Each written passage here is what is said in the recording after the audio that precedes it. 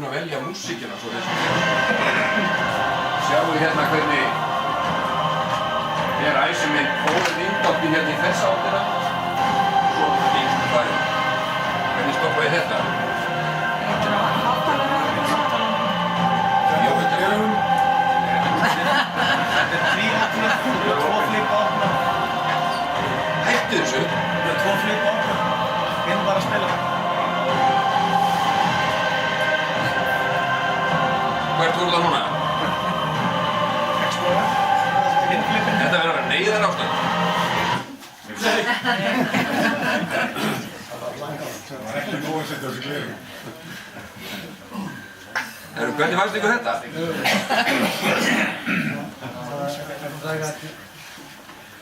Hérna, svona. Að það?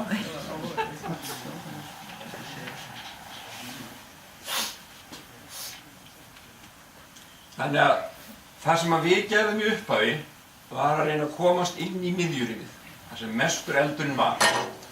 Hér sjáum við slökkviliðsmenn frá 2 slökkviliðum. Þetta eru nemendurnir á námskeiðinu atvinnuslökkviliðsmaður sem komu. Þetta er slökkvilið höfuðborgarsvæðisins, þetta eru Brunaður Árnessýslu og menn er að reyna að brjóta hérna, saga og opna þessar hurðir. Það var ekki hægt að opna þær, en söguðu. Það sem við lentum í þá þar strax var að það var mjög erfitt að komast inn í. Ástæðan var að strax fyrir innan þessar hurðir voru hillur fullar af fötum. Hillurnar voru, þessar innkeyrsluhurðir voru ekkert notaðar nema hluta, en þá var náttúrulega fínt að setja hillur og stapla í þær.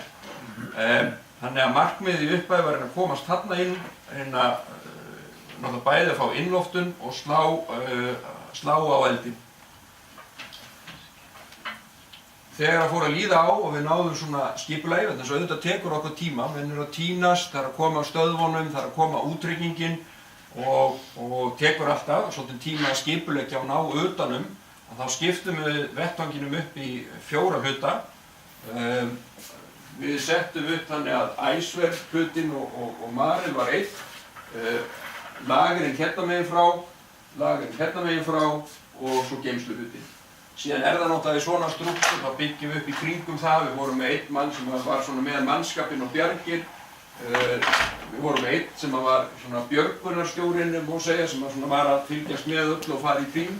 Og síðan vorum við Jón Viðar í stjórnstöðarbílnum sem fyrst var parkeraður hér, en við færðum svo þegar vindáttin breyttist það, svo við breyttum þannig að þetta svæði hér var svona okkar söfnunarsvæði.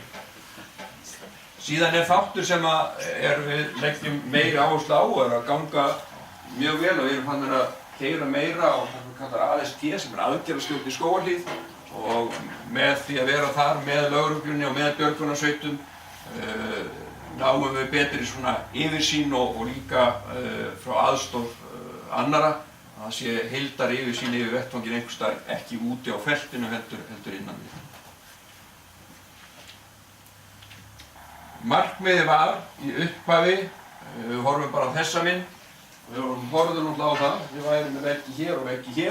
Við gerðum okkur strax grein fyrir því að þeir væru ekki góðir, en að þegar reykur farin að pústa út báðum megin við, þá væru ekki mikli möguleikar, en að sjálfsögðu reynum við og við einbeittum okkur fyrst svona að því svolítið að þessum geymsluhluta, en það sem var nefnt með okkur þar heldur var að vindáttin í þessa átt, þrýstingurinn meiri í þessa átt. Við gerðum okkur ekki varðandi það hvort að þessi veggi væri eitthvað mismunandi, við horfðum bara á þetta sem bæði sem brunaveggi.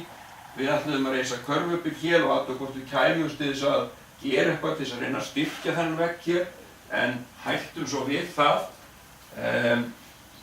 að hluta til vegna þess að með þetta svakalega brunaálag, með þennan svakalega eld, með þessar litlu ræstingar, þá bara var spurningin, hvað að fara að gerast?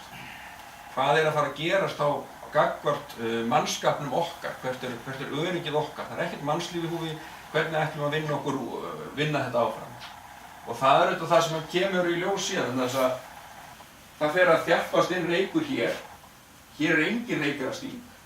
Þannig að við förum svona að velta hvernig við eigum að fara inn í geymslur, getum við reynt að verja þann hluta á einhvern máta, eftir að hafa farið þar inn, kom tilbaka, heyrðu, þú ferð inn, þetta eru mjóir gangar og svo eru bara þessir blikkklefar, þessar geymslur, þannig að þetta er engin stór rými og þetta er allt læst, þetta er allt úr blikki, þú sérð ekkert hvað er að gerast hinum megin, þannig að við erum svona bökkuðum aðeins út úr því.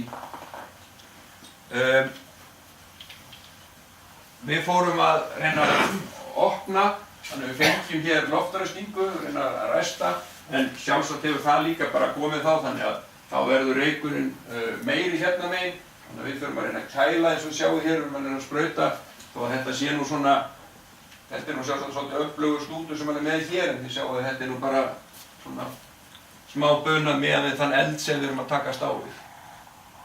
Þannig að við, þegar eldurinn dettur aðeins niður hér, þá fórum við inn í geymslur, við vorum að reyna að vera þar og komast inn í að veggnum, en í raun og veru verður þar það sem við óttuðumst, að allt í einu þegar bara kemur yfir þessi svarti reykur sem við sjáum hér. Reykkafarinn eru bæði kallaðir og flautaðir út. Flautaðir þar allir varðstjórnir með flautu, þannig að ef flauta þá er eitthvað ástand og allir í kring eiga að nótera það. Og þannig að við köllum reykkafarinn út með hraði. Og það er ekkert, ég segi ekki, hafi ekki munað einhverju, en það verður svona að menn þurft að hraða sér. Allt í hennu bara breyttist aðstæðunar og það var það sem við vorum náttúrulega hræddir við allan tíma þegar þú ert með svona svakalega mikið. Allt í hennu getur eitthvað bara gefið sig og þá erum við í vondum málum. Og þá var í raun og veru þessi geymsluhluti í raun og veru bara farinn. Lítið nema bara að reyna að slá það niður. Reyna að sjá hvort að það myndi þá gera það verkum að geymslurnar á neðri hæðinni myndi eitthvað bjargast, en á öðru leyti óskup lítið við því að gera. Við reyndum hérna í æsver hlutana líka og gekk svona heldur betur þar, en það var vindáttin að vinna með okkur, en það var hellingsvinna og þið sjáið, þetta er alltaf hér, allar þessar myndir sem maður skoðar, þá er alltaf reykur út á báðum hliðum. Nú, það fór sem fór,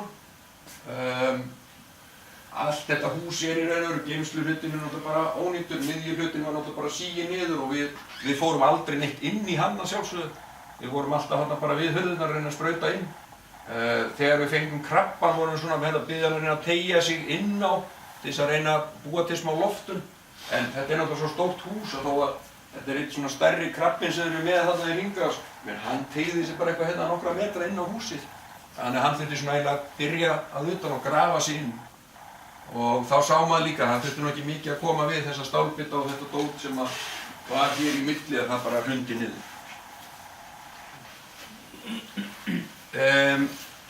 Í þessum bruna komu við raunar upp sem við, svona 2 atvik, annað sem ég sagði ykkur, þar sem að reykkafarar voru inni í geymslum og það þurfti að kalla það út með hraði. En svo lentum við líka í því æsver megin að það féll reykkafar á milli hæða og við sem sagt fengum upplýsingar frá æsver hvernig statusin væri. Þið sjáu að hér er náttúrulega teiknað þessar hurðir á vegginn, þannig að getur náttúrulega hluti á skýringunni. Hér sjáu þið, við erum að horfa hérna úr geymsluhlutanum inn á lagerhlutanum segju, inn á þessu. Og hér sjáum við reykkafarinn standi í þessari hurð og hér er hurðin sem hann fór í gegnum. Þeir hjá æsver sögðu ef við getið bjargað tölvunum okkar, við erum þarna með servera eða einhverja líkur á því að þeir koma þeim út, þá er fyrirtækinu bjargað og allt annað farið. En það var náttúrulega lagerinn farið. Þannig að það fara 2 reykkafarar gengi hérna upp og hérna inn og svona meta það þeir eru komnir hér að þeir geti farið inn að þessu, en teikningin er náttúrulega ekki alveg rétt, þetta er búið að stúka hér eitthvað af, sem þessi hurð er hér, þannig að þeir fara hér og þessi server er byggður inn í einhvern skáp þar, sögður. Þegar þeir hins vegar koma svo þarna upp og þá er þessi skápur, þetta er ekki svona beint skápur, þetta er búið svona plötur, svo tekur í eitthvað til þess að opna, þannig að þeim fannst þetta bara að vera eins og veggur. Þannig að þeir labba og fara hér og opna í rauninu þessa hurð, halda þeir séu hér einhvers staðar að opna. Þannig að opna þessa hurð og eins og hann lýsir því, hann leit áfram eins og maður á að gera þegar það með hurð og hann sér að, þú veist, það alveg, hann sér sjálf þessa línu og þessa stóðir þarna, þannig honum finnst að hann stígur og ætlar að stíga varlega niður og finnur það eitthvað og fer síðan bara hér niður. Þannig að verður strax upp ákveðið ástand, það fer út, við fáum það bílinn, þá kallar maður og segir, þá öllu slökkvistarfi, þá bara beina sér að þessu, en það sem betur fer, hann fellur hér niður, hann nær sjálfur að koma sér, hann klifrar upp eftir slöngunni, hraustur maður og hár, hann styttra fyrir hann að fara eins og þetta fyrir til dæmis fyrir mig. En það sem að svona velti fyrir sig og það sem við erum búin að fara í gegnum á eftir þú veist, í fyrsta lagi það náttúrulega spurning, var það yfir höfuð forsvaranlegt að senda þá inn? Það getur velt því fyrir sér. Við sendum hins vegar inn 2 gengi eftir hvoru öðru, þeir meta það, en þetta alltaf svona, þú veist, miðað við þær aðstæður sem þarna voru, getur maður velt því fyrir sér. En ákvörðunin var tekin, síðan kemur þetta upp á, þá veltum maður fyrir sér hvernig voru viðbrögðin. Og við erum sjálfur mjög ánægðir með þau vegna þess að þegar hann að hverfa hérna upp og þeir eru 2 komnir sem að hjálpa honum og togar upp, sá sem var með honum, úr einn úr hinu genginu, þá eru menn að koma út þessa hurð hér og sjá í stífvél hans á leiðinu. Þannig að það var strax sendið gengi á neðri hæðinni til þess að fara inn.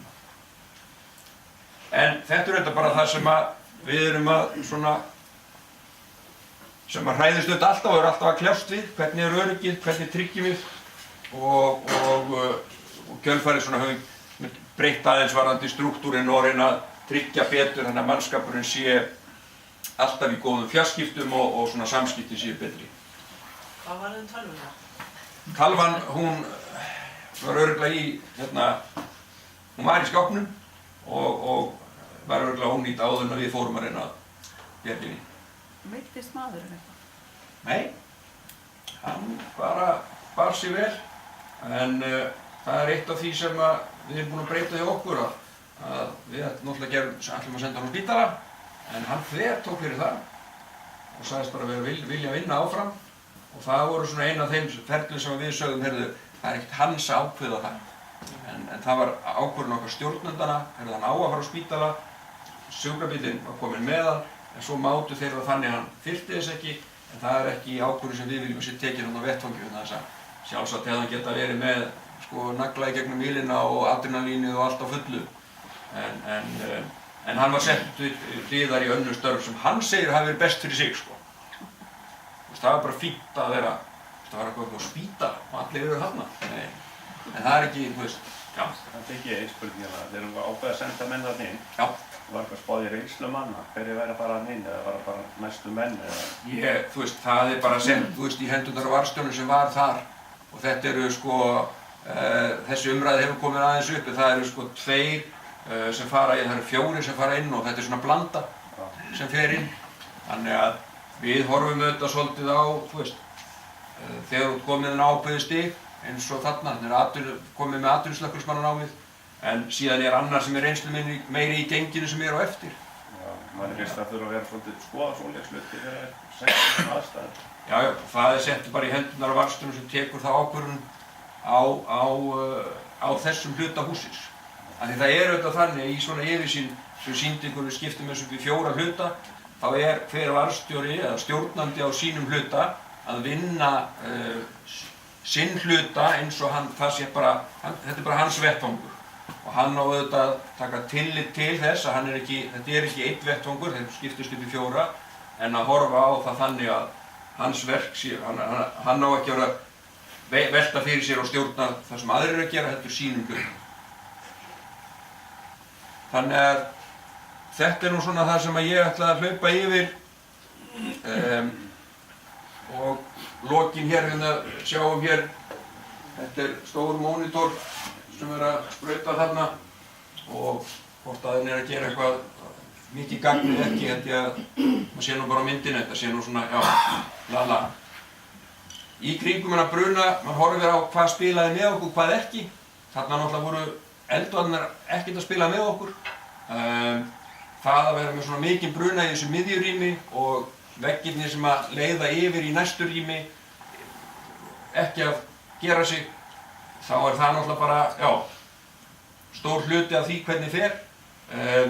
Það kom upp þessi 2 atvik og síðan var náttúrulega eitt sem við fylgdumst vel með og þurftum svona að hafa og höfðum töluverðar áhyggjur af, burtséð frá húsnæðinu sjálfu, það var reykurinn, en hann fór, og það hérna, ekki með mynd, hann fór, og tímabilið fór hann upp og í þess átt snerist svo hérna einhvern veginn og lagðist yfir. Svona svolítið, það hefur verið skemmtilegt að fá loftmynd ennþá ofar hvernig svona ferli var.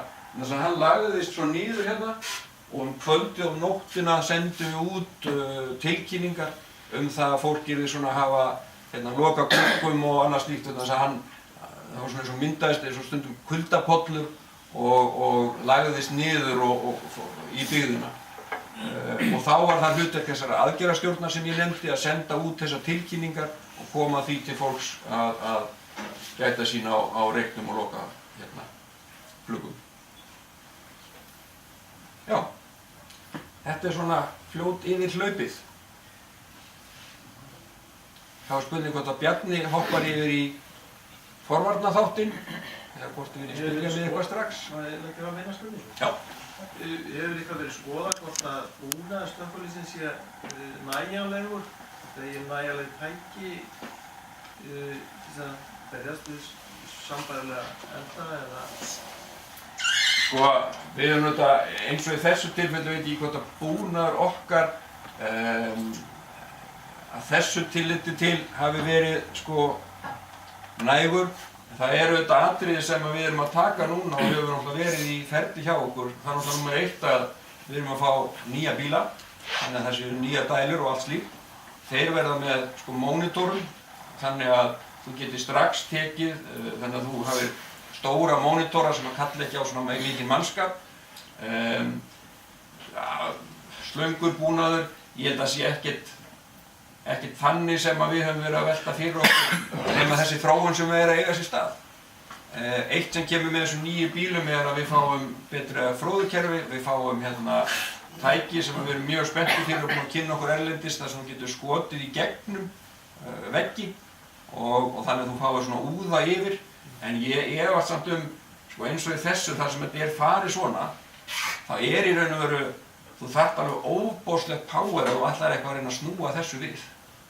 Og þó við hefðum verið hérna 100 manns strax í upphafi með stúta og slöngur þá, já, efast að við náðum einhverjum árangri. Nú voru þeir náttúrulega komið bíla frá Ísafjörð, flugvallarbíla sem eru með gríðarlega dælugetu. Já. En bara á þessu stigi þetta bara orðið svona... Já, og það sem við lendum líka í gagnvart honum er að hann að sprauta geymslumegin og þó við sprautum þar inn, þá var þetta allt svo niðurhólfað. Þannig að það var í raun og veru, já, þú hefði þetta komast í hvert einasta hólf.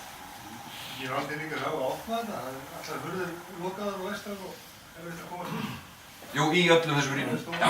Og ekki leið að vita hvað geimt það þenni. Nei, svo náttúrulega var það líka, við vorum svona aðeins að forvitnast, sko, það getur náttúrulega verið að það einn með dekkin í einni geymslunni og vetradekk á bílnum sínum og konunnar og svo næsta við hliðina þá eitthvað ljósmyndasafn, sko. Þú veist, þetta þannig að það afskaplega erfitt. En Birgir, mér fannst vanta þarna að nota sér lyftar á dól sem er í næstu húsum til að opna. Þeir voru að berjast með handverkfærum í staðinn fyrir bara að fá eitthvað tæki þarna sem Við notum lyftara úr 2 lyftara. Annar fór og opnaði, var að hjálpa okkur að opna gluggann á geymslumegin og hinn var að lyfta bílum í burtu sem voru fyrir okkur hér á þessum helming hérna. Já, það var... Sverrir. Forveitinlegt bara að vita að við vorum að tala krabban þegar við sögðum að hann náði ekkert langt inn á. Náði einhver opið urðið var við, var hitinn og reykur var nógu það mikill, urðið var við, náði að létta eitthvað þokkalega af. En það hefði bara þurft að rjúa í rauninni. Þetta var ekkert á þessu stíi. Krabbinn bara að koma í eftirvinnuna í raun og veru. Bara að fara að brjóta sér inn í lagarbygginguna til þess að gera okkur auðveldara fyrir að reyna að slökkva í glæðunum, sko. Hann var ekki, hann hefði þurft að vera, sko, það hefði þurft að vera bara einhver, sko, byggingakrani, þú veist, sem að hefði getað teygt sig inn í miðjuna til þess að reyna að rífa upp og losa þá þrýstinginn. En það hefði verið, sko, meiri háttar aðgerð. Já. Allir gluggarnir í geimstöðum. Já. Þeir voru byrjuð að reyna með orðarskjum. Já, svo, við gátum brotið gluggana en við þurftum að stinga og þessi liftari fór að stinga í gegnum bárujárnsgluggarnar. Þannig að aðstæðurnar voru, mjög erfiðar. Þetta skiptir miklu máli en vatnsöflun á svæðinu, hún ekkert æðislega.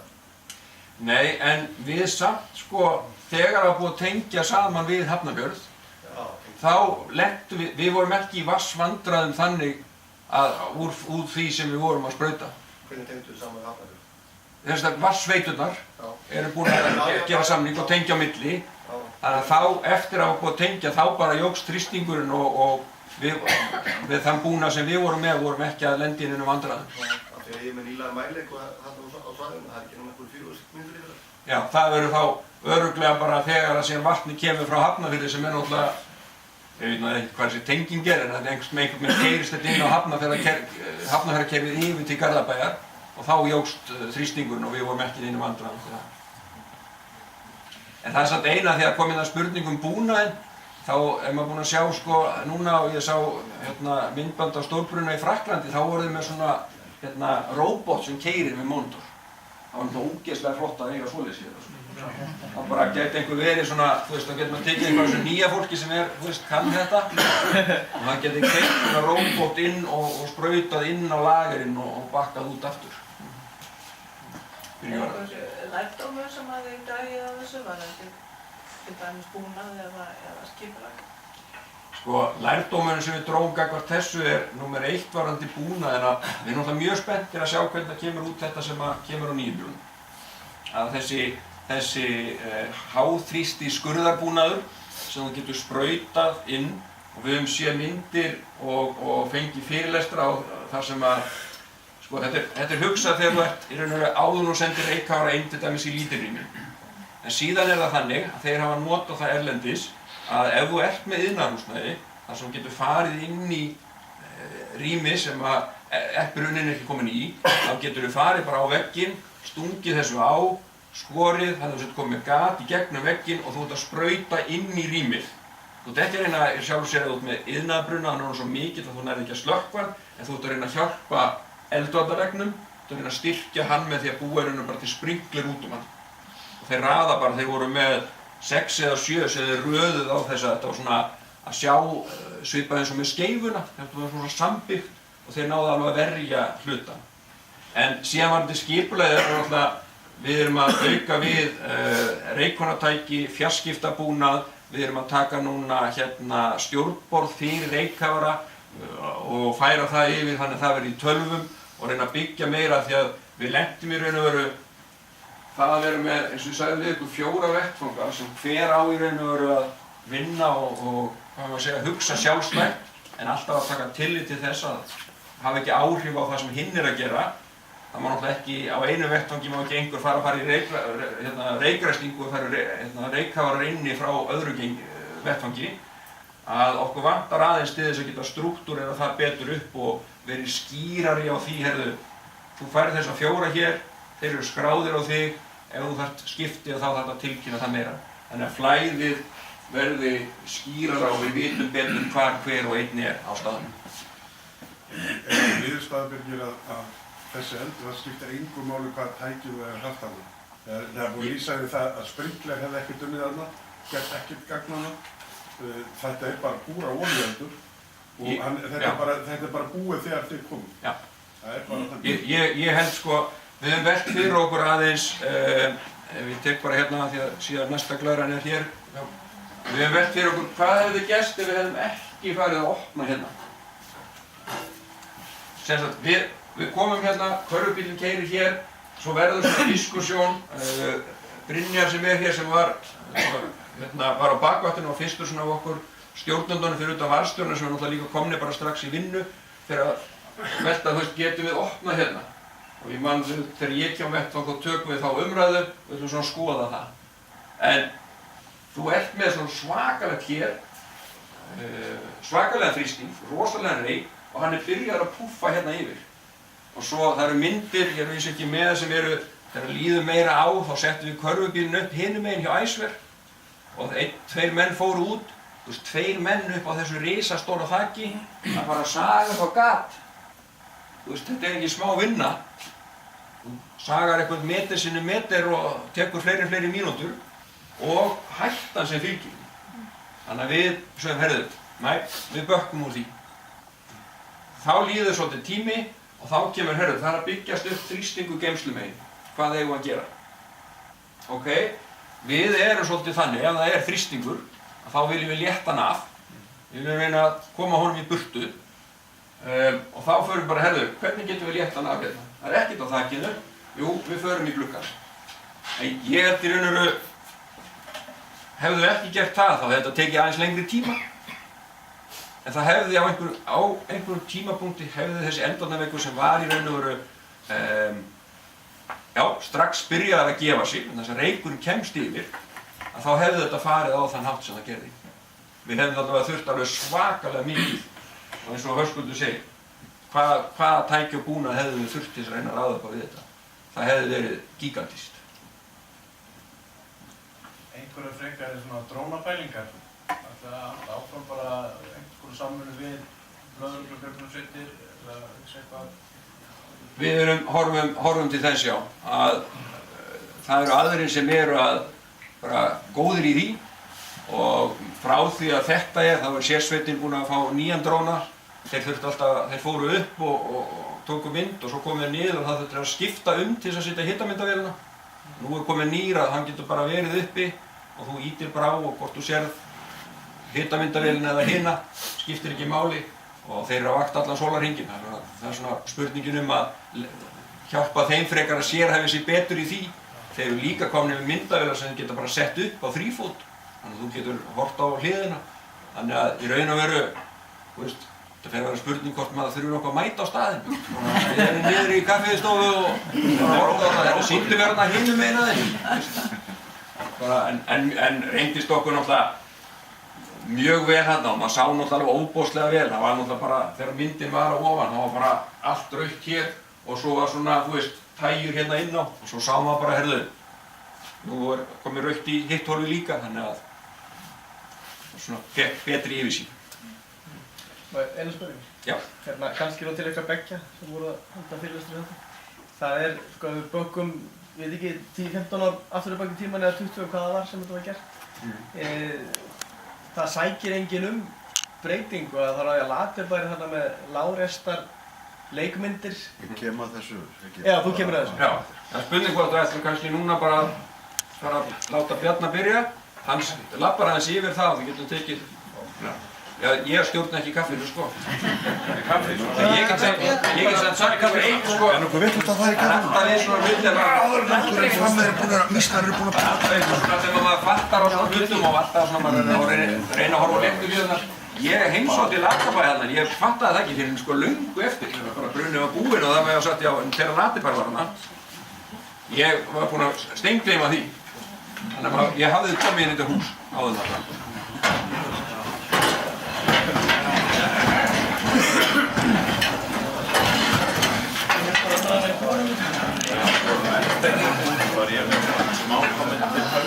Ég komst ekkert út. Nei, ég var bara hérna, ég var bara heimur.